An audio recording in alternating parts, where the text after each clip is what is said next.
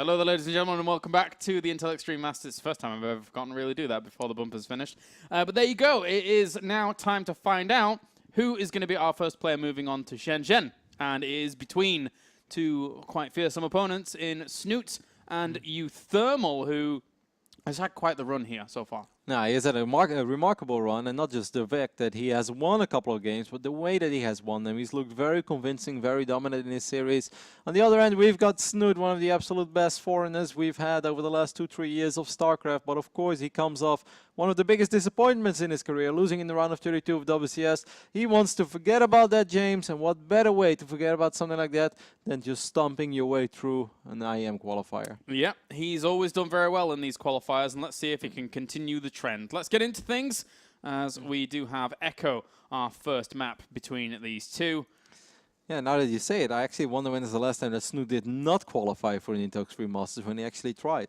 Because I felt like he has pretty much qualified every single time he has tried over the last 4 or 5 IEMs. Very rare. I think the only time was when we had the World Championship, and he narrowly got pipped at the post by people like, I think it Fantasy was and stuff. Yeah. Cure, I think. So. Yeah, I remember that one, the one in Poland, you mean, right? Earlier this year. Yeah, like but the those, biggest one. But those were open to all the Koreans as well, yeah, exactly. including, you know, like but an exclusive European qualifier, no, where of course you have a 4GG signing up if you truly wants to, or maybe well, but he has pretty much always qualified for these, even in the day and age where we had a lot of Koreans living in Germany back then with MC and the other guys. I felt like even back then Snute was already qualifying more often than not when it comes to events like this. Definitely. He had an amazing run, in fact, during that where I think he beat MC, I think he beat First, and I think he beat Yoda all the way through, if you recall. I remember that. He actually won it as well throughout the winner bracket. Anyways, we are loaded into game number 1, as you guys can see. Over here on the left top side of the map, our Dutch Terran. Yeah, continue. Yeah. Sorry. Normally I see the base when I do my introduction, James. Jeez, just throwing me off my element. It is Uthermal. Dun, dun. Bam. Dutch hype.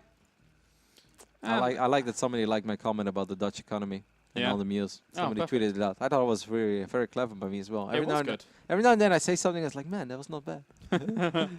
And spawn down the bottom right-hand corner, of course, we have our red Zerg. It is Snute. As we do have this drone being very, very pesky already, which I really wasn't expecting, to be honest.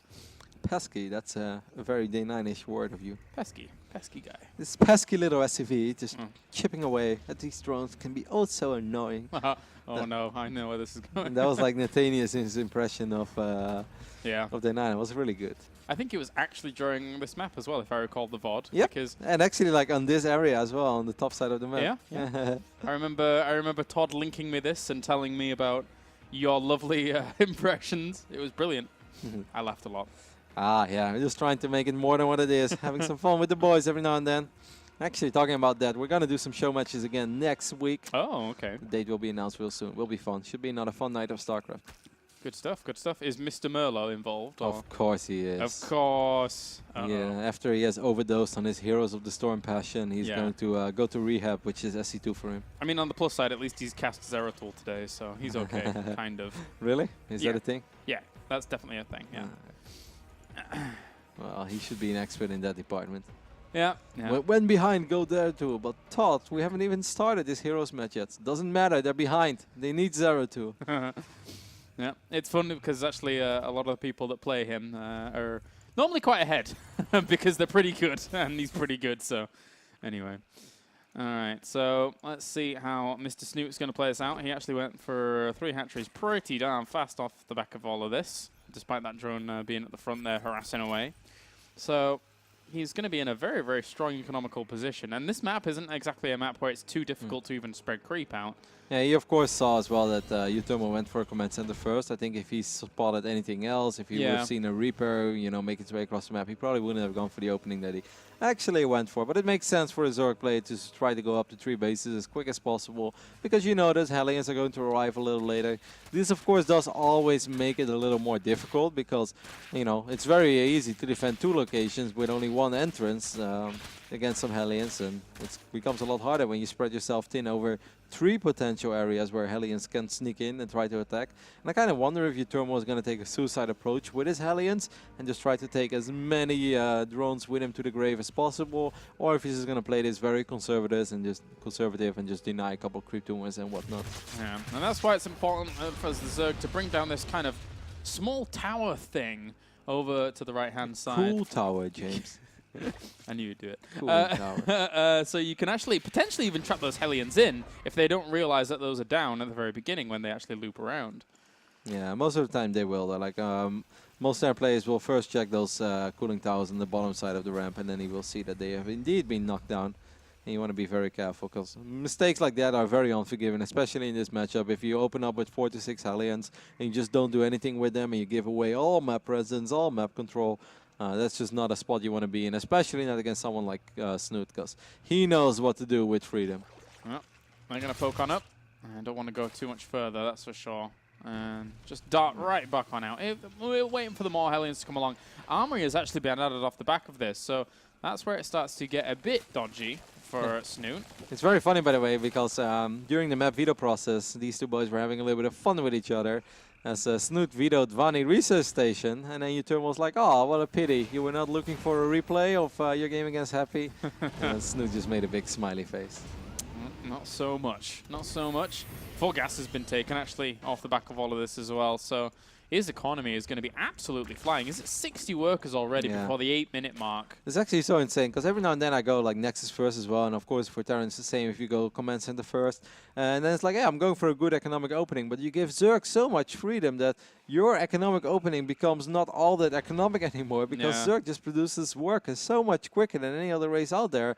Right now, Snute is 30 workers ahead. Like, if I'm Uthermal right now, and I fly over this base, and I see it's fully saturated, I see the base, it's like, man, I really need to do something over here. I need to do some serious damage, otherwise this is not going to go well for me. Well, 2 Hellbats have morphed in the main base with those Marines as well. Going to gun down this Queen very, very quickly, deny those drones from doing any more work here. Don't forget the 4 Hellions at the front as well that could try and dive in. So if he overcommits to this position, he might be able to do something there as well. Oh, and he wanted to walk up that ramp like you mentioned, but actually now he just sees for the first time that these cooling towers have been knocked down. And that's going to significantly slow this down. I think it would be much better for Uthermal to just drive them up and then morph them into Hellbats. Of course you take some free hits there, but it does speed up the entire process so much. And he hasn't really killed any workers off at all just yet. These Hellbats, the Natra of third base even, are doing okay, killing off some Zerglings, but Banelings are going to clean up the main base. I don't think that was good enough at all for Uthermal. I mean, he's still down 18 workers. Of course, a lot of mining time has been lost for Snute, so it wasn't like he did absolutely nothing over there, but I don't think that is what he was hoping for, and he made a big mistake not checking if that cooling tower was knocked down or not, because now he walked those Hellbats up to the north side, and then he had to walk them all the way around, and Hellbats are pretty damn slow. Well played out crisis management by Snute, just to be able to react to all of that at the same time. Slightly supply blocked, though, at the moment, he is. So he's going to have to wait a good 20 or so seconds before he can get out of that. Jinxing him, Kalaris. Yeah. Shame on you. Sorry, man. Sorry. Shouldn't be doing that. Shouldn't be doing that. Spire. I call match fixing. Kalaris keeps jinxing Snute. I do what I can. I do. They have to have some way of doing these things, I guess, right? Well, for now, +1-1 on the way as well for Snute. We see a second factory being built, but of course still the majority of the focus is going to be on bio for Uthermal, as he is a bio player pure saying. I think if there was one mech map out there where he would have potentially played mech, it would have probably been Echo. I see Bunny, for instance, play mech quite often on this map, while on other maps, of course, Bunny is much more of a bio player than a mech player as well. That's a lot of Banelings morphing him. He's going to go up to about 23 very, very quickly. And from that point on, with a 2-2 on the way as well, this Lingbane Muta that he's going to have is going to be really powerful. And a cute little wall off over there for Uthermal. It looked like Zerglings were able to squeeze by on the left side of the missile turret, but they were not. Got stuck, so now whenever he lowers those depot, that's the only way things can get in and out. Well done. Nice stuff, nice stuff. But this is still, you know, all of the aggression not doing anything earlier on has given Snute free reign of having full control of the map, and his side of the map especially. Yeah, Uthermal's really going to have to make the difference here in the engagements. He's going to have to split phenomenally, maybe hope for a couple of lucky Widow Mines connections here and there. Snute tried to hit the jackpot over there with 2 random Banelings. Oh, wow. What a scan. He saw them actually burrow with the medevacs, so yeah, he was okay. He was okay. But he does know also now that Burrow is in play, which is very important for him to actually have to deal with. More Banelings morphing in here. This is quite the swell of Banelings and Zerglings that he can send forwards. He loses a few of them, but not too much, and one of them actually sneakily burrowed while that was going on. Yeah, I don't think he saw that.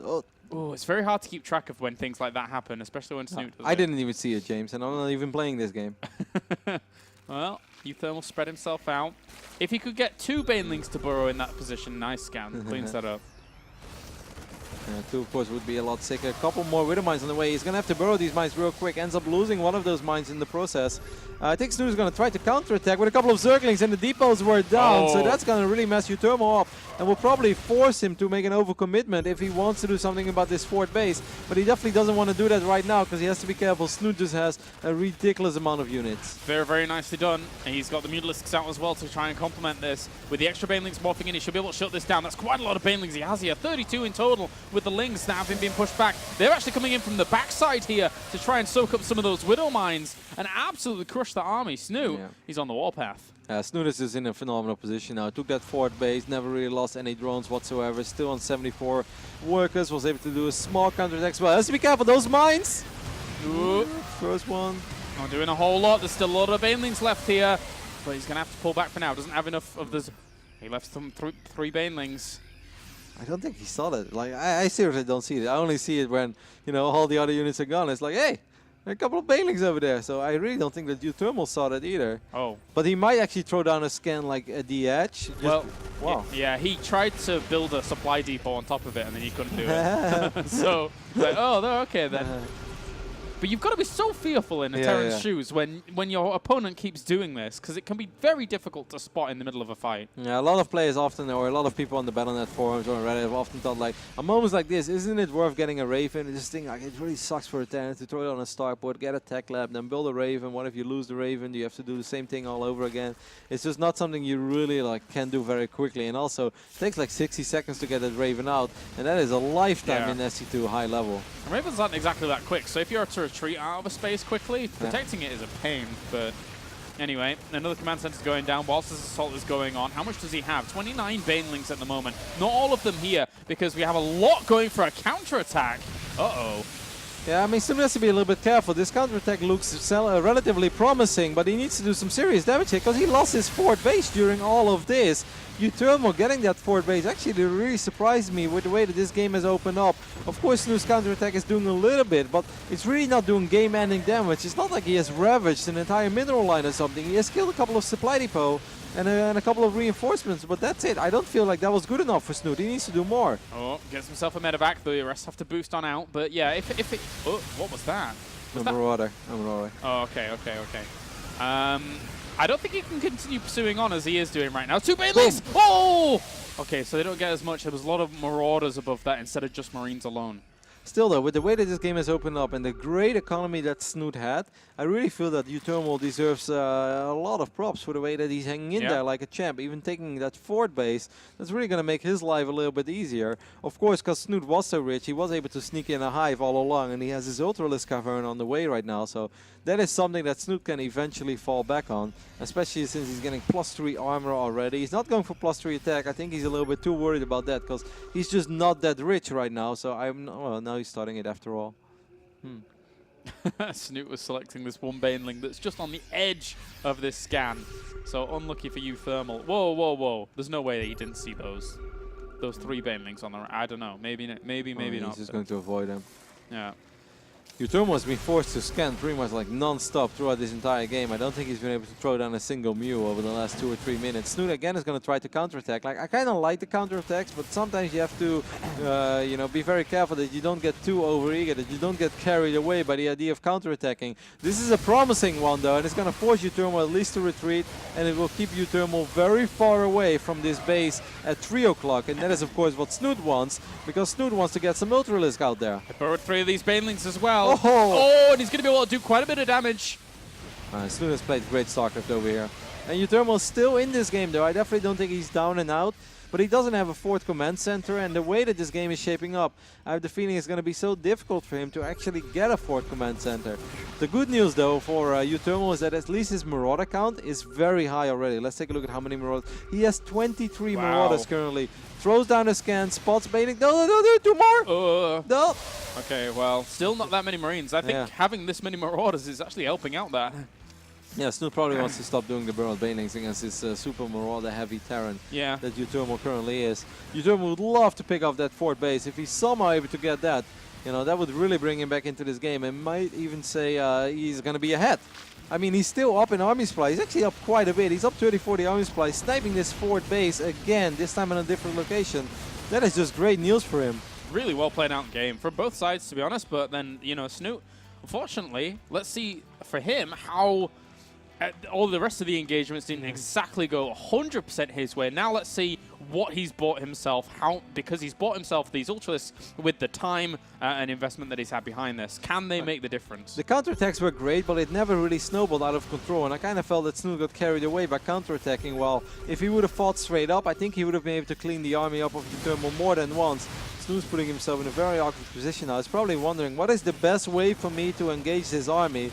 Obviously, Echo is kind of tricky when it comes to that department because of all the ramps and cliffs we got over here. So many Marauders. You were totally right on that call, because right now, I'm not sure these Ultralisks can do anything. They were already hard counted before they were even out into the game, unless he gets a brilliant surrounding gauge. All those mines. The flanking 2 mines from the north side. Snute is going to decide to go for it. There's still a couple of mines in the mix. These Ultralisks lose HP so quickly. Snute was never really able to get up to like a healthy queen count as well. He's throwing in a few Mutalisks now, which actually don't mind that much because Uthermal just barely has any Marines, so you may as well make a few Mutalisks. Rolling on forward still of the Banelings here to actually try and connect with as many of these Marauders as possible. While the Ultralisks, a few of them are still alive at the back, but the Marauders can kite for a long, long time here. It's up to the, actually, you know what? The Zerglings are making quite the difference. Zerglings are super good against Marauders as well. And solid supplies heavily swinging into Snute's favor. Uthermal now down all the way to 90 supply. Like the Marauders were good for a very long amount of time. Now Mutalisks show up as well. And suddenly Uthermal has lost pretty much every single fighting unit that he has. But, of course, Snute is back to 3 bases as well. And how many Mutalisks does he have? 13. There's only 1 Thor round. 7 Marines are in production. That was actually quite a good volley onto those Mutalisks. But the 3rd base is completely exposed here. He does have a 4th command center, which I didn't even know about. He can't afford to lose it, though. I mean, I guess eventually he could float over his main orbital command if he truly wants to. Very scrappy game right now, where all of the units are extremely important. One Widowmine can definitely change the outcome of this game. Especially if it's a very juicy one and a bunch of Mutas. Snute is trying to replace his 4th base, so from this point on, he's going to have to buy a lot of time for himself. I like small things like this as well. The Burrowed Zergling, nice, force out another scan, you know, just do anything to slow your opponent down and buy time for your own 4th base. It's really cool stuff. Forcing a scan here in this kind of situation where you just don't have that much minerals at all is quite deadly indeed. And it costs what, 25 minerals, not much at all. Mutalisks are actually going to snipe out some of these Widow Mines for the cost of a little bit of damage to them, but you know they can replenish that very quickly. I really like the transitioning into Mutalisk. I think it's just so smart against someone who was as Marauder heavy as Uthermal was. It just makes great sense. Now you can force out a lot of Marines again, and then eventually he could maybe transition back into Ultralisk, but I guess right now he just feels like he's not rich enough for Ultralisk, so you may as well just sing it out with the Mutalisk. You very rarely see that Marauder heavy kind of style, and you know exactly the point that you're making. That's one of the reasons. Mutalisk can just come along and rain on your parade pretty easily, and don't think he's going to get the command center, but he's just denying mining anyway, and he's actually engaging the Marines knowing that there's not that many of them. Perfect move, dive on top of the Thor, kill that off as well, and there you go, GG. Wow, very cool game number 1 on Echo between these 2 excellent StarCraft players. Snute takes the lead 1-0 in this series, but he definitely had to work for it. And once again, I felt he was doing everything right in the start. I mean, like, his economy was just magnificent. Yeah. And he pretty much shot that first drop, that first aggression down. The 4 Hellbats in the 3rd base didn't really do anything. The drop in the main base, yeah, it forced drones to be pulled away, and a couple of the drones were not mining and stuff, but it was also not super effective. But I truly felt where things went wrong for Snute a tiny bit is all of his counterattacks. Like some of them are really promising, but if you do like 3 or 4 counterattacks, you need at least one of them to really do some big damage, right? Like you need to ravage a mineral line, you need SCVs to be pulled and 2 Banelings to roll in, and we can all be like, oh, after he kills, you know, like 15 SCVs with 2 Banelings. But none of that happened, and then suddenly at a certain point, Uthermal was suddenly 30, 40 supply up, and after he sniped that 4th base again at the 3 o'clock position, I was like, man, this kind of looks like Uthermal's game now, but very smart to transition back into Mutalisk, or was it the first time he made Mutas in this game? I think he made a few. No, yeah, before. he made a few before, yeah, and then yeah. he was relying on circling Banelings, and then he went Ultralisk, and then after he lost all the Mutas, he went back into Mutalisk. He's like, hey, you've got like 25 Marauders and 4 Marines, mate, and yeah, there was like 1 Tor in there, but still, it's like, it's a perfect scenario to go back into Mutas. No. Strategy being used in StarCraft 2. Wow, who would have thought? Who would have thought? Yeah, it was really, really cool by that Mr. Snute there. But still, valiant effort by Uthermal to hold on how he did. So I still think that Uthermal can tie this up and make a good fight out of it. But right now, Snute seems on the warpath. He seems like he really, really kind of wants to be back in a good swing of things, a good momentum. Yeah, I do kind of feel like if you are Uthermal, you probably look at the game and it's just like, oh man, like I don't think I had to lose that. I think I was doing quite well. I was handling those counterattacks pretty damn well. I sniped the 4th base. I sniped the 4th base again. Like, how did I suddenly lose this, you know? Like, did I overcommit? Did I overextend? At a certain point, you know, it wasn't just the Mutalisk, it was also the Zerglings, which you pointed out. Yeah. Because, you know, Marauders, as great as they are against Ultralisk, and they're pretty damn good against Banelings as well, they're not that good against a big swell of Lings, and suddenly most of the Wither Mines were gone, and then you can just run in with 60, 70 Zerglings, which a player like Snute can produce in no time, because he's always injecting anyways, and that really changed the dynamic of that entire battle as well. Yeah, even if you've got, like, regardless of the Wither Mines, even if you've got a good swell of Marines behind your Marauders, those Lings are going to evaporate and not even exist. Yeah. But not having that really causes issues. And it's actually rare that we've ever seen that situation happen in a long time in StarCraft, to be honest with you. Yeah, I know. And like then you fall back to like the oldest RTS strategy in the book. It's like, my opponent has no anti-air. I'm going to go back into air. Like, it's so smart, but you know, it works. Yeah, it worked. Like StarCraft 2 is a game where often, of course, there's a lot of strategy involved, but most of the strategy that's involved comes down to the way you will execute a certain strategy. Because there are like 10,000 different ways you can open up with Zergling Banelings. There's 10,000 different ways you can open up with Blink Stalkers and stuff. There's so many different approaches to it. But like real switches like that is something that's like a little bit uncommon sometimes. Because more often than not, does it come down to execution than rather the actual strategy. But in this case, there was definitely a lot of strategy involved when it comes to the way that Snute picked his units in particular phases of this game. And of course, for Uthermal as well. And overall, there's a lot of cool play as well. And all the burrowed Banelings. It was cool. I was digging it. It was a very good game number 1. Lived up to the hype of a winner bracket final. True, true. And now we move on to Inferno Pools, a map that Snute has picked once again. Not vetoed. So he's apparently seeming pretty comfortable on this map. I mean, out of all the races, I've always felt that Zerg has the least reason to complain about this map. Of course, this can be a good map for Terran as well, because if you can start flying around with medevacts, like this is a map where I feel you're forced to play Mutalisk, because if not, how are you going to chase down like medevac drops? It's never going to end, especially against a player that's as good as Uthermal. So let's just go ahead and jump into game number 2, played on Inferno Pools. James, take it away. All right, spot in the bottom left-hand corner, we have our blue Terran, representing the Netherlands and 80 Gaming. It is Uthermal. And up to the top left-hand corner, we have our red Zerg, even I should say, representing Norway as well as Team Liquid. It's Snute. Snute. You know what I always think is very fun? In the start of the game, when you see the APM of the players, then suddenly you see like 200, 300, and then sometimes you see 0 for like 20 seconds straight. No, yeah, Alfie as well, because he just doesn't like to spam. But now Uthermal as well, he had like 0 for like 10 seconds. I was like, he's totally sipping on something right now. You know, he probably just has a bottle of water or a Red Bull or anything like that. Because whenever a player completely takes his hand off the keyboard, he's doing something else. You know, man. You just know at that point. So you can have a window into their lives just via the APM alone. It's cool. It's like just like you just imagine Uthermal right now sitting in the Netherlands behind his PC, and then he's like, I'm gonna ask him after this game what he's been drinking. All right. I So don't know. I will only do it if he actually wins. Otherwise, it's like, hey man, I just lost the series, but what were you doing in the first 20 seconds of the game? He's gonna be like, Roddy. it sounds better in Get my out. head of like Yeah. he loses this game. Hey, no man, I know you just lost. What were you drinking? And then it's like, wait a minute, what are you insinuating? But anyway. He's like, you want to go for a best of 3? It's like, no, I think I'll pass, mate. I'm struggling against the mid-master Terrans on Europe. I don't think I want a piece of you. Well, already Uthermal looks to have set himself up for a factory opener with the positioning of the barracks to eventually have the reactor there and then the old switcheroo. But what else would you go for on this map other than Hellions? It's pretty strong, pretty strong. I really like the way that Snute did this. Snute didn't even see the SCVs with his Overlord, but the first thing he did as soon as the Overlord was just like peeking into the main base of Uthermal, he just clicked on the top mineral patch and then he saw some minerals were missing. Yeah. Like he just clicked on the mineral patch. He didn't even see an SCV because the SCV was bringing us minerals back. So right now he knows and Uthermal does not know yet. Yep. You know, things like that do matter because now we see that SCV on the south side of the map go all the way to the right bottom. It's going to take forever before Uthermal finds Snute. And I think, I'm not sure like how he is mentally, but I know in the past he's had a little bit of temper. But I know whenever I'm down in the series and it's like game number 1, you're just looking for a little bit of momentum. And then you're just like, ah, of course I scout my opponent last, you know, like that's my luck. I never have any luck in my life. And if you would have seen that Overlord, then at least he would have sent it into the right direction immediately.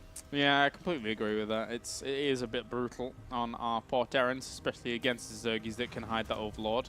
Because obviously it has more vision than these ground units or ground buildings. But anyway, we do have that factory about to switch on over pretty soon. And Command Center has been started on the low ground by Uthermal, so he's not feeling too scared about much. But there are a few Zerglings on the way with speed. Yeah, we saw that before. Back then he made 10, and I feel this time he's going to make more Kalaris because he's already making all of these links way before speed is ready, which gives me an idea that he wants to do nothing but produce links for a much longer period this time. And I think he's just going to try to overrun Uthermal with, well, actually, no, he's going back to drones, but he made more than before. Right? He made 14 this time.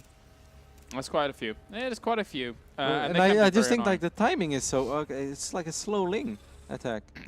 If he keeps them out of range, position or vision of the Hellions as they come out, because I don't think he has much information on what his opponent's doing as an opener. I'm just so surprised by this because look at these Hellions. They're going, oh my god, the Hellion almost drove into a surround. But these lings are pretty much dead in the water right now. Yeah, I don't know what to make of that. Dead in the water.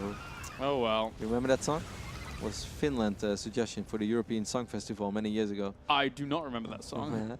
You sure know a lot of songs that I don't know. Well, here come the links. They could get this SCV. Is it going to finish? Oh, it finished. That's really nice for you, Uthermal. That's all they wanted. Would have been very frustrating to still have, as Antanius likes to call it, the wrapping paper on it when it's like 100 out of 100, but it's not completed. It's like, oh, come on. Because then, you know, it takes 15, 20 seconds extra before you can start your orbital command. So Uthermal catching a little bit of a break there, and that's definitely going to give him some momentum that he needed, and it's going to forget about scouting into, or he's going to forget about scouting into the wrong direction at first. Now he's probably feeling quite good about this game. He's like, yeah, I just killed like 14 lings. Didn't lose anything. Life's good. Is about to finish at the top, and these lings going to have to find another angle by which to actually go about their business. There's already a Baneling nest on the way as well, and sort of surprised that we didn't see the majority of this choked off just yet, and maybe the transition over to some extra gases here for Snute. I'm wondering what he's going to plan. For a second I thought Snute was going to go for a Baneling attack, but now it seems like he's not because he's making more drones behind this. But this can be a game that Snute feels very good about so far, because on multiple occasions he has made quite a few links, and I feel like he's not achieving anything with them at all. And that can be something that has to make you very happy. And yes, I do agree with you, because it took a while before Uthermal even started some sort of wall-off in his natural, which almost gives me the idea that he gave Snute an open invitation, like, hey man, if I were you, I'd make a few more links. You know, and then like the Hellions will just be there, and you roast all those links, and the Zerg is like, oh man, why didn't I just make drones? I know I should have just made drones. Yeah. Yeah, you bring up a good point. I like that move a lot. Very smart play over here by Snute, as he had a Zergling at the Zelnaga Watchtower. When he saw those Hellions move out, that's when he decided to send the other Zerglings in. But Uthermal is not, as in Dutch we say, wasn't born yesterday, as he has seen these tricks before. And he left 2 Hellions at home and a couple of Marines as well. So right now, if you take a look at the units lost resource tab, Snute has lost 28 units and he has killed 2. And one of them was at SCV that was building... Yeah, and the other one was the SUV that was scouting. So one SUV was building a command center, which still completed the command center. This is not a good game for Snute. He has made 28 links and he has done absolutely nothing with it. That's so sad there for Uthermal. He missed the drone heading over towards the gold base as he checked the gold base just seconds before it. So, yeah, currently he thinks there's no base there at the moment. But he's not being too aggressive with Hellions, actually. He's keeping them back, not really wanting to overextend. I think he understands that Snute is the kind of guy that will just look for a kill pretty quickly on this map if he can get it. Yeah, probably, or maybe he just thinks of maybe it's going 2-base Muda, you know, because the only thing I've seen so far is a couple of Zerglings. I don't see it throw a hatchery down, so maybe my opponent is just going 2-base Muda. Yep, which is generally what I would anticipate if I was playing a Zerg on the map. This is going to be such a powerful attack, by the way, and Snute is really going to have to get some miraculous Banelings, or actually he just needs Banelings, period. As he has 6 right now, that is at least good news for him. But 2 medevacs full of bio units flying towards his main base. He can also elevate a couple of Hellions in. The Overlord did spot this. So Uthermal has a pretty good idea if that's going on. He needs to focus fire those Banelings as quick as possible. And I think he's going to try to pick up a couple of these Hellions. He has Stim already, and these Banelings are slow. Normally Uthermal should be good enough to snipe these Banelings. Very cute little dance over here between both players, and he's doing a very good job. He's sniping all of them. The Hellions maybe from the low ground. No, that's not going to happen yet. Yeah, the Hellions from the low ground really help out. Even if he doesn't ferry them forwards, just the extra little firepower that he has there is very important. Being said though, a small counter-attack here from Zerglings. The Marines should be able to clean the majority of that up. Lings tried to wrap around on this full force, but there's no way they're going to engage that yet. Uthermal doing a really good job and always leaving a couple of units behind to deal with small run-bys like this. Of course, you know, if this run-by was bigger, then he wouldn't have had enough. But he knows how this game has gone. He has excellent game sense. He's like, hey man, you made a couple of Zerglings early on. Now I'm putting pressure on you in your main base. I spot a lot of units.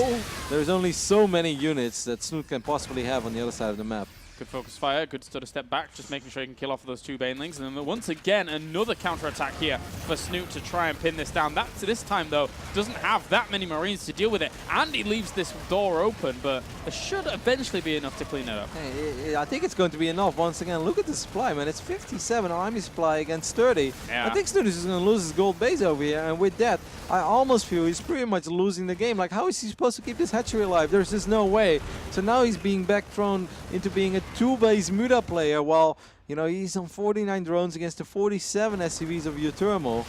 It is a bit too much. It is quite a lot. I mean, these Zerglings, as well as the extra few Banelings that are rolling on forwards, are going to have to make big things happen back at home. Can they get onto the siege tank quick enough? No. Looks like there's too much reinforcement to help that out. Yep, and of course you could put the SCVs immediately as well to mess with the AI a little bit of those Zerglings. I love that tank over here. That tank is like, guys, like on the north side of those medevacs. Oh, that guy.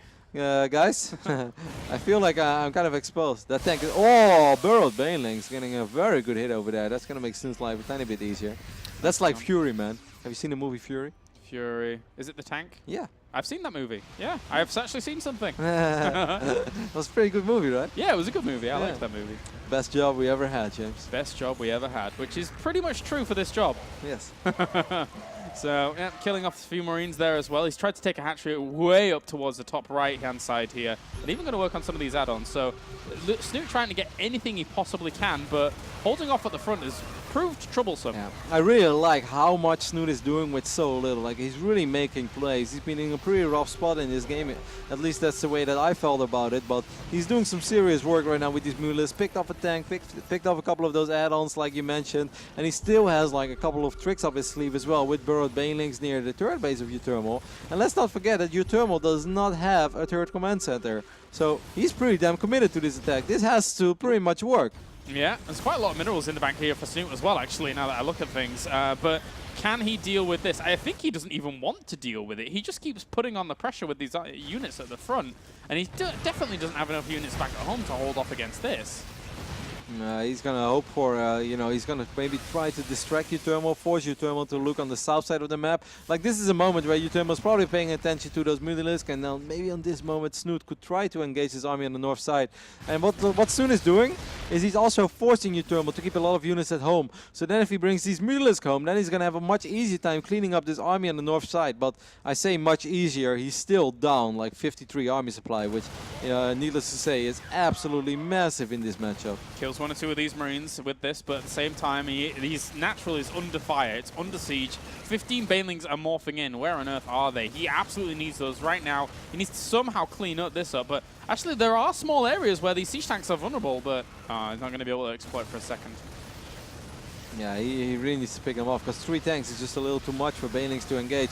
Gets one of them before the battle starts, so that is good news. But now the reinforcements have arrived for Uthermal because Uthermal was very well aware of the fact that Snute needed those Mutalisks at home, and he's like, well, fine, then I can bring my forces to the north side of the map as well. And Mutas are quick, but Stimmed Bio with Medivacs is pretty damn quick too, and Snute is in a little bit of a pickle.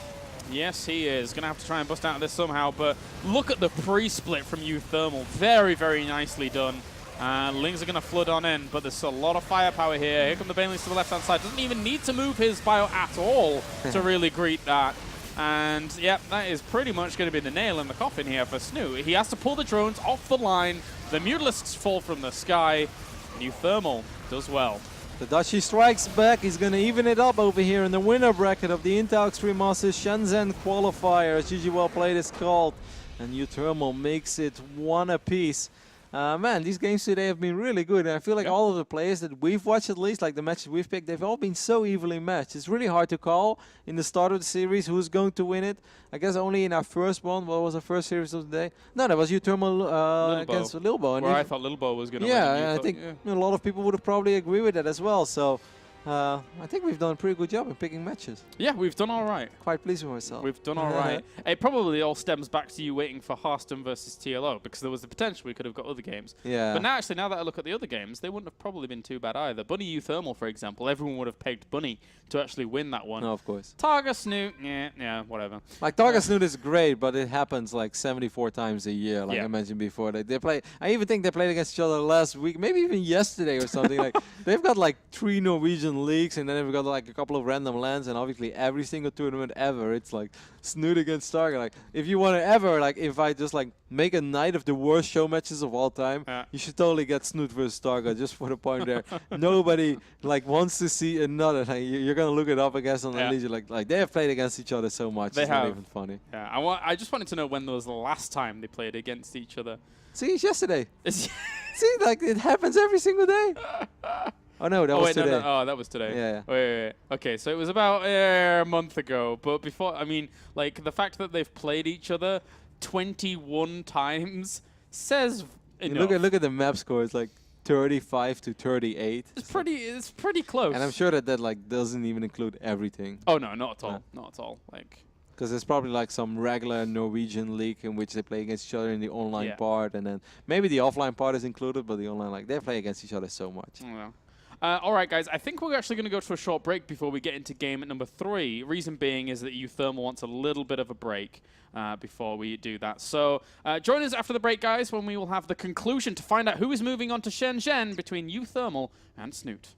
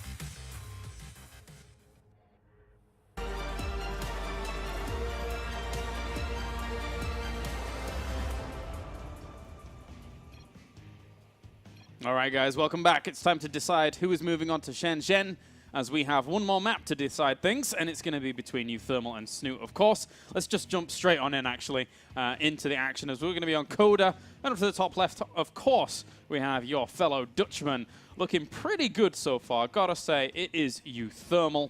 Maruthermal, please. Maruthermal. And then down at the bottom right-hand corner, we have our lovely little Zergy. It is Mr. Liquid Snute. I must say it's been super fun so far, not only because our games have been good and the series have been good, but it's been a while since I had a day of casting like this, where I can just hop in from series to series, you know, like the WCS is great in its own way, but like every series has like a high build-up and there is a 5-minute break afterwards, you know, sometimes a break in between, and there is like pre-game analysis and there's an interview, and that is like very unique on its own way. But as a caster, I personally find this kind of stuff very fun as well, where you just bang, bang, bang, series. And this really like reminds me of the old days when I used to work here in this building. And of course, like last summer, I had a little bit with Nate, where we did a couple of tournaments like this, and we had the Red Bull tournaments, which was a lot of fun. But it's been like 6-7 months since I've done something like this. I'm getting older, James. I feel like, I'm reaching a whole new part of my body where I had passion stored like this, but I just couldn't find it anymore. The opportunity wasn't there. And now it's back. Yeah, it feels great. Resurfaced. I've got to kind of agree with that. They're very, very different days. For me, the WCS days, they're kind of like, they make me, because I'm normally casting almost every single series. So in between the games, I'm just sat here like, meh. And then when I'm not casting it, I'm just sat there, I'm just like, meh. Yeah. So I get really tired just sat there doing nothing. I would rather be actively always casting. Yeah, that is actually true. And that goes for some events as well, where if they bring out a lot of casters and they ask me like, hey, would you do like the first series and then the 4th series and the 8th series, or would you rather do the 1st, 2nd, and 3rd? Like, I'd rather do the first 3 in a row. Yeah, definitely. So you can build up some momentum, you know, you can carry over, and then you can like maybe establish a little bit of banter, you know, some top quality banter with the boys, with the lads, maybe cheeky Nandos in between. But, you know, it's fun to cast multiple series at once instead of just like sitting down, having like 18-minute anticipation for your best of 3 that then ends within like 19 minutes and then you're done for 2.5 hours. Like, I think this this kind of stuff is a lot of fun, especially when it's a day like this where all the games come in quickly and we just, you know, we're getting spoiled over here with a lot of good games. Yeah, I completely agree. Completely agree. We'll see now if Snute can once again move on to another Intel Extreme Masters. Ooh, what is this? What is going on? What did he do? Rex number 2. There's a second Rex going down in the main base. All right. Is he going to build Rex? like... No. Uh-oh. No. Uh-oh. This is like all... We were talking about this, right? Yeah. Well, that Vani game, you know, between Snute and Happy, where, you know, we joked about that commencement being off place. Like, imagine if that's like the biggest mind game of all time. So he is taking a refinery over here, but I kind of feel that that is like the type of refinery you want to take in case an Overlord peeks in. I'm very curious to see where Uthermal was going to take this. I think it could also just be like Marauder Marine opening. Well, if he hits this pretty hard, it might be reading into how Snute likes to play this, because he always sends out the drone early so that he can spot if it's a command center. Then from that point on, he takes triple hatchery and then just feels the safest person in the world, right? This is really going to throw a spanner in the works, and it's going to hit a whole lot harder than Snute is anticipating. Very cool over here. I like it a lot, switching things up a little bit. That Overlord is making its way over to the main base of Uthermal, and it's probably going to click on this refinery immediately, because that's just the type of play that Snute is. And Snute will then immediately be able to identify, it's like, hey, I wasn't born last night. I know this build ain't right. That is a Chris Brown reference, but he uses different words, Claris. Okay, okay. I feel like I'm brightening your world over here. I'm not sure who Chris Brown is either. Wait, is he a comedian? No, no. Damn it. There's somebody near that name. Anyway, all right, so yeah, actually this Overlord's going to see everything. Oh my god. Oh my god! Yep, and of course, you know, those queens are taking care of that bunker as well, going down on the south side. This is not good news over here for Uthermal. I guess by now Snute will pretty much figured it out already, but now all these queens are already over here in position. They've shot down the first bunker, which I always feel is the most important one. If you shut down the first one, it's always going to be a lot easier to shut down the second one. And now Snute immediately is like, hey, this guy's crazy. I'm going to throw down a bailing nest, 14 additional Zerglings on the way. He has to be a tiny bit careful that he doesn't get too carried away. And I kind of feel that is what's happening over here with that triple spine crawler. While Uthermal's already given up on this. He's like, all right, you know, it was fun while it lasted. Didn't work. Throwing down another command center. I'm going to try to sing this one out. If Snute lets all 3 spine crawlers finish, and I kind of feel like he did because he already had one finishing up, I think he's going to cancel them. Like, I would really like to Yeah. see Snute cancel those spines. I think it's unnecessary. I think he does too. Like, with the position that his army's in, this aggressive stance, I don't think there's too much need for him to let these finish up. But I think he might have forgotten about them at this point. We should ask him afterwards, actually. That'd be very interesting. If he wins, that is. Well, he's gonna actually. That's a really good move out of here by Uthermal. That's something. That's this game is just wild. Like, there's no way that Snute expected Uthermal to move out because by normally, you know, by now Snute should have Zergling speed. It's 7 minutes and 50 seconds into the game, and normally you don't send out like 4 or 5 Marines because they can just get surrounded by Zerglings, especially when you forced out that many links. And I guess that's why Snute was morphing those Banelings so closely to the ramp. He's like, there's no way this crazy Terran is gonna move out right now. Then he did. Well, now those 2 spine crawlers actually might come into effect. Yeah. So they'll be quite useful indeed up there. And at the same time, another one needs to reposition itself. A few Banelings are going to morph in. But the thing is that these Marines do not have stim. So they can't actually move anywhere near this position at all at the moment. No, he can fight that amount of Zerglings if he's in a good position, of course, but there's no way he can also fight a Queen and a Spine Crawler during all of that. So Uthermal is just going to back off for now. The good thing is that that first Overlord that Snute sacrificed, that is normally the Overlord that identifies what's going on a little bit later. And I don't think that Snute was aware of how quickly Uthermal dropped that 3rd command center. Like, I don't think he expected that. Yeah, I would say so as well, especially since he's also going to go down on land. I mean, look at the worker count. Sweet Jesus, I wasn't even paying attention to that. Uthermal's up 10 workers. So many lings. You remember that other game where like Snute was up 30 workers? Yeah. This completely flips on its head. He's made so many links that haven't really been that useful, but that being said, if he morphs in a lot of Banelings now... Yeah, I mean, he's going to try to go for a big surround on all of these Marines here, but this Marine count is quite high. Okay, a lot of those Marines are very exposed right now. They have to be close together, man. Marines are like comrades. They have to hold each other's hands. Yeah. Since they didn't do that, now I feel like Snute is in a phenomenal position to do a crazy amount of damage. He's going to bust these deeper. No, he needed one more Baneling. Oh, dear me. He's only... I think this Lings should be able to... Oh, very, very close to being able to get through that last one. He only had 5 Marines at that point. If he'd have got through, it would have been GG. Yeah, I know. That's almost game over. Look at this one SV. He's like, guys, no, I'm the wrong side of the wall. No, have my minerals. No. He like tosses them up. Like, wow, I didn't know I could do that. All right. Well, that's a lot of Banelings now morphing in. I think he does smell blood in the water. Scan drops. Yeah. He's got 10 Marines out at the moment to try and deal with this. Okay, it's going to be extremely difficult, but don't underestimate a Terran that's as good as Uthermal with a couple of Stim Marines. He has his first Widow Mines on the way as well. This is a massive commitment for Snute, and I think Uthermal might be able to defend against this. That Widow Mine, how much is it going to get done? Oh, it didn't really get too much to hold to these the SCVs! Oh, God damn. Okay, well, he was ahead in workers. And now? In the previous lifetime. But still, though, like, he's still in this one, Claris. He's down 17 workers. Yeah, that stings a little bit. But Snute doesn't even have a Spire yet. There is a triple orbital after all. I think he can just use this orbital as part of the wall right now. Like, that was bad for Uthermal because he lost a ridiculous amount of SCVs because all of them were super clumped up. That is just one of those moments where you know the car crash is going to happen and you just close your eyes. You're like, okay, you know, this is inevitable right now that this, you know, that these units will connect. But I don't think it's down and out yet for Uthermal. Not at all even. Look at these upgrades. It's kind of even, but still. Well, 1-1 syncing up is going to make the drop a little bit more potent, to say the least, if the Lings are able to get in the right position. So it doesn't benefit the Queens, so it will be able to help out as he's separating up those guys into gas, getting it going. That's a good point. The Queens do get armor, though. Yeah, that's true. I'm going to try and drop on him, see what he can do. Already the stutter step begins before he's dropped all of them, so maybe get a few drones here and there to start things, but cannot linger. Well, matter of fact, at the same time, there's a small drop in the main base as well, James. But Snute, of course, good enough to have a couple of Zerglings in position. Still, I felt like this Marines traded okay-ish, and of course it forces Snute to back off as well, which allows Uthermal to get everything back into place, and he's going to try to re-establish that 3rd base that he had once upon a time a dream of. Yeah, how much should Snap income-wise? It was so unfortunate for Uthermal how that mine shot up those units that ran up the ramp. Like, if that mine would have just shot at the clump of Banelings, it would have all been very, very different, to say the least. Yeah. I mean, right now, still, though, look at the army supply. It's 57 against 33. Like, losing the FEVs, like I said, it hurts, but it's very deceiving. That doesn't mean that it's the end of the game, and sometimes it's even the opposite. The Terran is actually still ahead. And Snute needs to get a couple of good Baneling connections here. Baneling speed did finish up, though, so that is sort of his saving grace right now. Going going to separate some of these banelings forwards. See what it can clean up with a few Zerglings. Actually, some friendly fire. And once again, separates up a few more.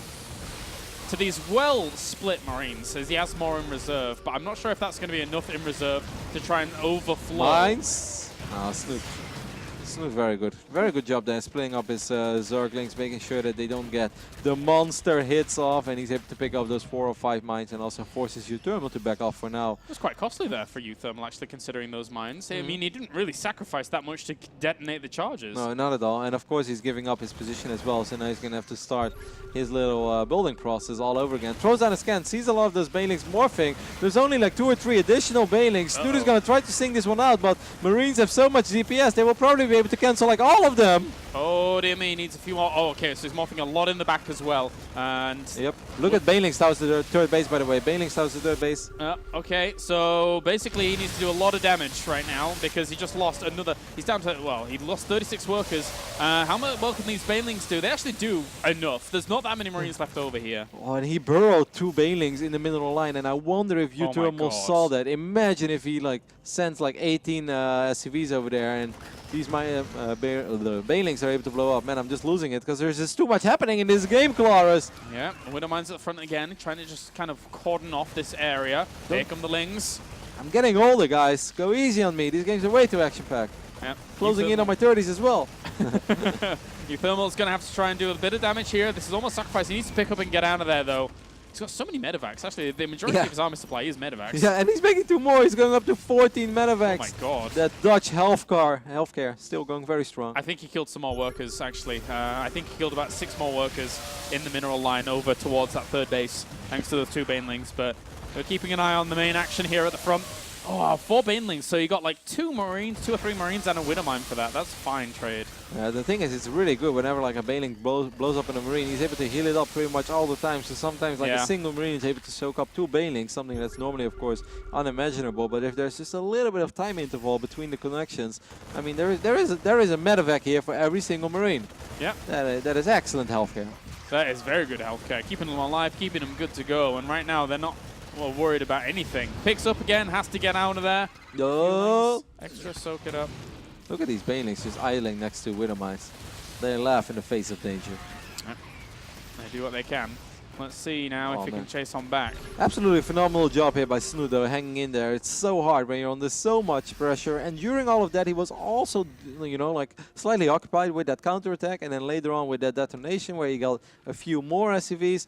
Crazy game number 3 over here. We are playing a best of 3, by the way, for the people who have just joined us. And the winner of this map will advance to the Intel Extreme Masters Shenzhen. Banelings! Look at the foresight of Uthermal, knowing that the counterattacks could come from that direction once again. Didn't probably, man, I cannot, every single time Snute burrows Banelings, I think I've caught it once. All the other times, it's actually like the only time I see it is after the battle. It's like, ah, he burrowed 2 again. I've only seen it once in Echo, like I must be getting really old. I also haven't ate anything, so maybe my brain is just slow today. It is very difficult to notice. Yeah. Those burrowed, he should notice. Yeah, I did notice that one. That one was in plain sight, but still. Let's see how many more does he have. 12 Banelings at the moment, 13 extra morphing in. He loses himself Imulus. He's actually supply blocked here. He tries to charge in. Oh, those Widowmines did a lot of damage to all those medevacs. If that happens once or twice again, there's a good chance that like all of those medevacs are going to die. Banelings can try to roll forward. Mutalisk can start working. I guess Snute doesn't know what we know, and there are no more Widowmines there, Snute. Yeah. It's happy hunting season. Oh, dear me. All those medevacs need to get out of there as quickly as possible. He can chase back. Even with the Lings on the floor, he can chase back, I feel, but he's deciding to not go too far in sphere of the reinforcements. What a game. What a series between these two. Man, I'm also so proud of Uthermal. Of course, like I'm a little bit biased here. I love Jens, though. Like I've always been good friends with Snute, but it's really nice to see a Dutch player, a Dutch Terran player, you know, reach this level. Of course, we've had Grubby in the past. We've always had Red holding it down for the Zergs, but I don't feel like we've ever had a Terran like this, other than, you know, Servioa in the very old days of StarCraft 2, but I don't think he was ever even playing at this level against one of the absolute best Zergs in Europe, maybe the best Zerg in Europe. I mean, foreign Terrans hardly ever really gain too much traction, right? It's very difficult for them. And Drop in the left bottom as well during all of this. So Uthermal's just all over the place right now. Once again, living up to his namesake, Maru Thermal. As at the same time, he's dropping the main base as well. Snute did have a spine crawler there, so that's going to buy a little bit of time for him and allows this queen to start chipping away at this medevac.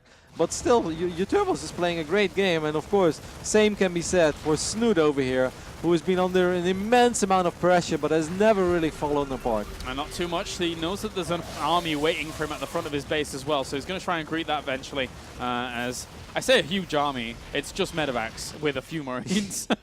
I mean, it is a massive medevac army. He has 14 medevacs. Yeah, he does. It's kind of funny to see. I see it on the. You see, look at it in the minimap. Like, wow, that's a big army. And I go to it, I'm like, oh, okay, never mind. I mean, like, there are a lot of Marines on the north side of this map as well, and he's still doing a great job. The upgrades are even right now. Snute has finished up for Uthermal as well. I feel like as long as there's no creep reaching the middle of this map, I think Pick made a very good point about that at the WCS broadcast. I feel like in this map, it's key for Zerg to get creep near the middle of the map. And right now, it's not even covering the top side of this ramp, which is going to allow Uthermal over and over again to put himself in good positions with his Widow Mines and makes it so hard for Snute to engage his army. He's just going to roll up this time. Got a couple of reasonable connections there, but I don't think it was good enough. I'm offering a lot more banelings in at the back here, and it looks like he's going to chase him away for now. Game. How many Widow Mines are there? There's 6. Okay, so he does still have quite a bit of power behind that. There are 18 Mutalisks as well, so Uthermal has to be very careful. Once again, a lot of Zerglings on the left up side of them. I'm going to try to swing in. Once again, there is no bunker over here. There is no Marines. Uthermal is a very aggressive Terran and doesn't really care a whole lot about his defenses in general. And this time, I mean, like, this is kind of what Snute tried on Echo, but it's very easy to wall off an Echo. Of course, you know, Coda is a different ball game. Again, oh my god, he almost gets the orbital! Oh. Actually, those 2 banelings, if he lands it, Mew. Oh, look at the Zerglings killing the Mew! Oh, nice. And he's gonna kill the second Mew as well. The orbital, no, it will live. Oh my god. Okay, close. What a game. If he landed, oh, okay, never mind. Yeah, Whatever. So, also he burrowed a Zergling at the natural. Did he kill that orbital? I think he didn't. I think he might have flown away. I'm not sure. No, he must have killed it. Oh my god. There's no orbital on the natural anymore. Oh my god. Anyway, also I noticed that he didn't get drilling claws actually with this, so his Widow Mines take a little while to set up, but you know, once he does actually get set up, he's more than fine. Yeah, he doesn't have a tech lab, right, on any of his factories? Oh, he had it. Oh, yeah, he does. Yeah, that's one of oh, you're right. That's a big mistake then, because there's a reason why he got the tech lab. This was ages ago. These 2 banelings were ages ago. Oh, not too bad. Oh, not man. too bad. Snute is such a monster too. What a great game by Snute. I've really been blown away by the way that Uthermal has been playing it, but the fact that Snute has just been hanging in there like an absolute champ and is now still just putting himself in a good position, finding openings over and over again, shutting down drops. I'm amazed. Like, this does not feel like a foreign SC2 match to me. I think they're both playing great StarCraft. Yeah, I completely agree. This is a brilliant match. 16 medevacs. Oh, Mutalisks, be careful. Right now we're looking at 49 banelings, by the way. So unless Snute completely butchers the next attack, I think he's going to be in a great position. That's a lot of banelings. And he's going to start working on these rocks because he wants to swing in from both sides. Of course, banelings are like mayonnaise on a burger. It's better on both sides. But not too much of it. That's the thing. Now Now it's got 49 of them. I'm not sure. Well, actually, it's never too much to have enough banelings, really. You can do quite a lot. You can do quite a lot with these banelings. And let's see how much you can do. Man, this has been so... I would be so stressed out if I was playing this game. I'm just looking at it and I'm getting stressed. Just lings everywhere. The Mutalisks were trying to fly into threaten as well. But the thing is that Snute has never really found the opportunity to encroach on the 4th base of Uthermal, which has been mining away pretty happily. I should use Shift L real quick just to show the people like 170. Oh, maybe it doesn't work on your overlay actually. Oh, no, never mind. Anyways. And another one. Those mines. It's ridiculous. Just to give you guys some details, 342 Zerglings have died, 176 Marines have died, 75 banelings have died. It's crazy. It's been a bloodbath. Yeah, totally. And what are we at? We're not even at the 30-minute mark. So, it's being... Left bottom, another drop over here by Uthermal. There were a couple of Zerglings left behind by Snute, and it seems like it was just enough. Now the Mutalisk flock will be here to save it up and pick up that Wither Mine as well. Those two mines that did so damn well. Yeah. I mean, both players are just tricking each other with mines and burrowed banelings in very random positions, and it's awesome to see. Same time, big fight over here in the middle of the map. Do we have burrowed banelings? No, those are burrowed Zerglings. A little less intimidating, Colaris. Yeah, just a bit, just a bit. They'll sit around there and be cowering for quite a while. 118 supply against Wait a minute. 116. Like, how is this gonna end? There's only 11 Banelings, and he doesn't have that much gas either. These 13 Banelings that are morphing in are going to be absolutely important here in this fight. Oh, look at all the Zerglings, they're so clumped up. There are a couple of Wither Mines here in the mix as well, hoping for some friendly fire, but instead all of the Lings get picked off. Oh no. But the mutant numbers are so high. Yeah, he's going to try and kind of ravage as much of this as possible. Oh. There's so many Marines coming in as well. Oh my god, all the Mutalisks end up falling. Uthermal, unbelievable. Wow. Able to hold on throughout this entire game long. He takes a massive supply lead. Wow. GG. Uthermal is #1 here in Europe, moving on to Shenzhen.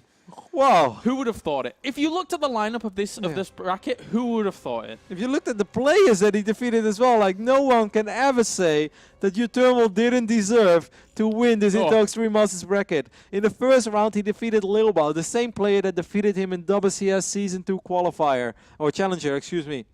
In the second round, he defeated Bonnie. Yeah. You know, without a shadow of a doubt, the best foreign Terran that there is. He's definitely earned the title over the last, few months. In the semifinals, he defeated Harstem, the fellow Dutch Protoss, who had looked incredibly consistent and solid up to that point, at least against Zerg. And, Harstem is one of the best Protosses in Europe. Everyone knows that. And then in the final, he beat Snute. Like, that is a godlike road. Yeah, that's the dream for him. What a wow. Like, he arguably beat the two best Protoss players in Europe, and then he beat the best Terran and the best Zerg. It's like, wow, how much do you want it? Like, I know. Well, a lot apparently. Apparently, we chose the right game at the beginning to then follow through Uthermal, who we saw a lot of so far today, who just had a bit. And the funny thing is in the chat before, he was like, can we do this quickly? I feel a bit sick. I was actually talking with him in between the games as well, and he's like, oh yeah, damn it, like, damn public transport. I was supposed to get the train from Haarlem to Leiden. Those are the two Dutch cities, and it takes him normally 20 minutes. So he's like, the trains weren't riding, so I had to take a bus, and it took 1 hour and 5 minutes. So, like, I arrived.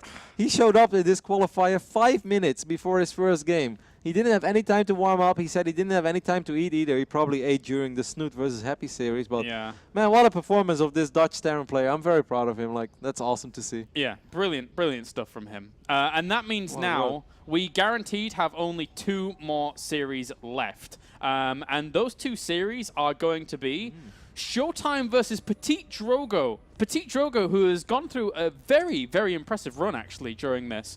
Who has gone through, was initially eliminated down to the bottom. Let's take a look at the bracket. Maybe we can bring it up. Yeah, I think so. So as you can see here, Petit Drogo got knocked down to the lower bracket in the very first round and has come all the way back through Eleza, Guru, Targa, Harstem, and is here to play against Showtime. That French PVZ, man. Baguette style. You don't mess with it. And then one of those two has to go up against Snute at the very end. Ah, so that's great. So we got a PvP and a PVZ. Wow. I'm loving life. It's a good day to be Roddy. It's a good day to be Roddy. All right, guys. I think once again we're going to go to a break. So a big congratulations, firstly, to Uthermal. Brilliant stuff by him. And what a run. Once again, like, there are many ways you can qualify for an event. Sometimes people look at a bracket as like, and then there's an upset on the other side of the bracket. But no, like, this is pretty much the hardest bracket when it comes to European players out there. Like, he totally deserved this. Definitely. And I'm already stoked to see him in China. Like, that's going to be great. Yeah, it will be good. So when we're back, guys, we are going to have Showtime versus Petit Drogo, I believe, here for the Intel Extreme Masters Shenzhen qualifiers.